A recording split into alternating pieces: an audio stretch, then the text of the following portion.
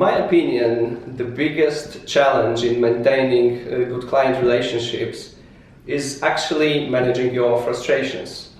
Because as a localization project manager, you are some kind of a middleman between the client and the translation teams, which actually very often means that you have to be a bearer of bad news.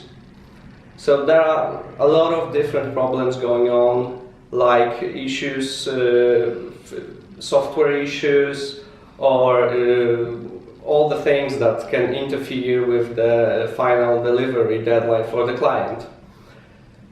And the worst thing you could actually do in that situation is taking it out on the client. So how this could happen? Well, basically the key is communication. Because the client perceives your organization the way you communicate with them. So bottom line is you need to be polite, you need to be proactively helpful despite whatever difficulties you are struggling on with currently. All the problems should go away during the communication with the client.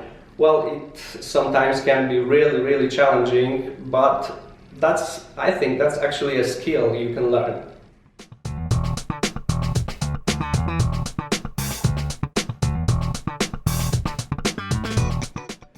Well, actually it happened a couple of times that I had to say no to the client, but of course you cannot be, it's not advisable to be blunt about it. So personally, I'm always trying to ask myself why I have to say no in that particular situation. And frankly, it has never been because I didn't know or I didn't want to do something for the client, but I noticed that what client is requesting is actually will not actually bring the desired result.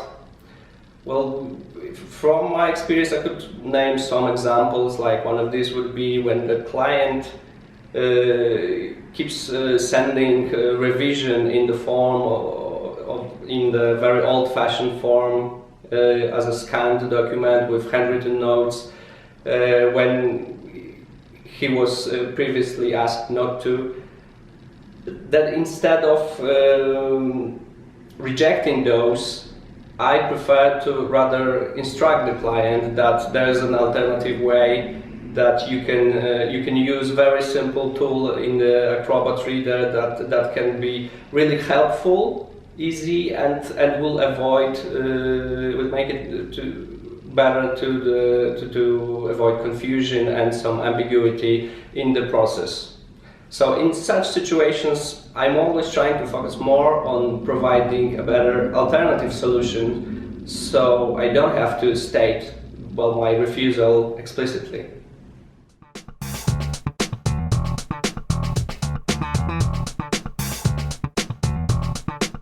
As a senior project manager, I have a great backup in form of our specialist teams like localization engineers, desktop publishing specialists, and all other teams working at Argos. So if I'm not certain about the particular solution, I always can count on their help. I never pretend before the client that I'm the author of all the solutions and ideas. But basically, localization is a teamwork, and I'm proud to be able to tell the client that after consulting with our specialists, we'll be able to help them out. So when I'm in such situation, I just basically gather all the input data from the client, what's available, and just ask to give us some time to consult it with our specialists. And actually, I don't recall any cases when we weren't able to help client out after I did that.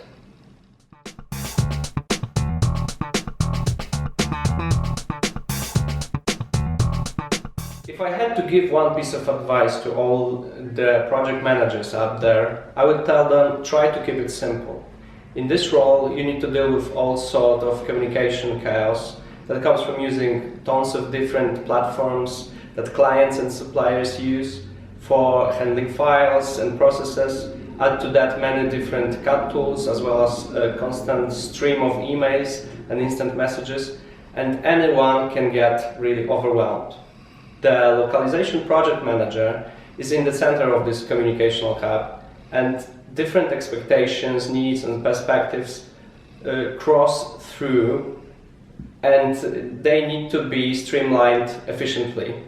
Well, we all know the pain of that, but what I've noticed is that it really pays off to devote a little bit more time to produce clear and simple message that is to the point and without ambiguity. In my opinion, Albert Einstein put it the best way. He said, "Make it as simple as possible, but not simpler."